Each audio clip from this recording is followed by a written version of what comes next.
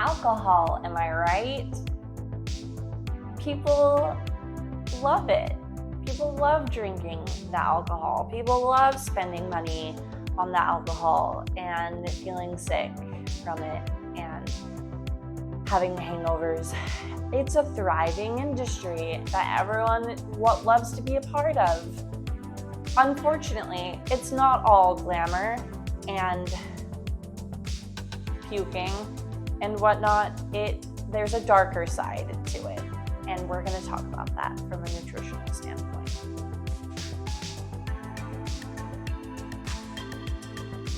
First things first, our liver.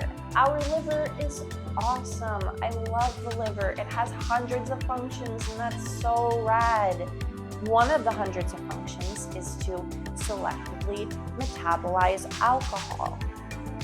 Therefore, when people go crazy on the alcohol, they're damaging their liver, and that's not so cool.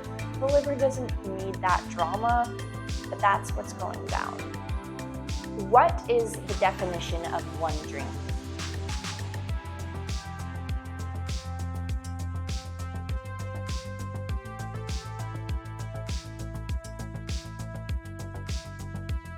I'm gonna burst a lot of bubbles when I say what the definition of moderate drinking is versus excessive drinking. Moderate drinking is 1 or less drinks per day as a woman, or 2 or less drinks per day as a man, and 1 or less drink per day as an older adult, specifically 65 years old and over. That means anything above those values is considered excessive drinking. Complications that may occur just from moderate drinking include issues with medication that we're taking and how it interacts with the alcohol, having impairments with our mental function, resulting in possible violence or accidents. There is a relationship between consuming alcohol and increasing risk of breast cancer.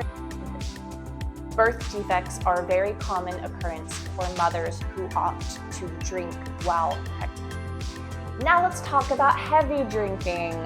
This is going to be greater than 2 drinks per day as a woman and greater than 4 drinks per day as a man. There are numerous amounts of health risks that we need to be aware of that may stem from excessive drinking. Health risks associated with excessive drinking include liver disease, other cancers, impaired mental function, high blood pressure and stroke, heart problems, inflammation of the pancreas, gastritis, peptic ulcers, anemia, osteoporosis, and decreased sperm production. And you need to memorize all of them. Fortunately for you, I already came up with a super fun, funky story for you to memorize this. Once upon a time, there was a girl that went to a doctor. The doctor said that she had high blood pressure, and this really bummed her out. It hurt her feelings because she didn't want to have high blood pressure. She wanted to have healthy, normal blood pressure. To get her mind off of the appointment, she decided to forget about her problems and focus on her art. As she stroked the paintbrush across the canvas, she was feeling better already. Her dad came into her room drinking a Pepsi, and her family, instead of calling him Dad, they called him Old Sir. And then all of a sudden, her sister Mia burst into the room screaming because her pants were in flames from a gas explosion in the kitchen. She had inflamed pants. Her pants were on fire. She yelled for help because she wanted to live. Mia yelled, "Use the soda can, sir." Old Sir has impaired mental function.